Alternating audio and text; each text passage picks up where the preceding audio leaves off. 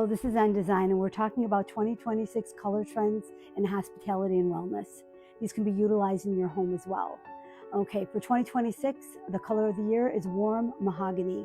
This color is a nice, rich rust tone, looks good in every space. You could use it to define cabinetry, extra details in every room. You could utilize it even in the color of your carpet. This color is very warm and inviting.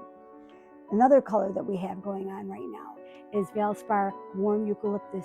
That nice sage color brings life to a room.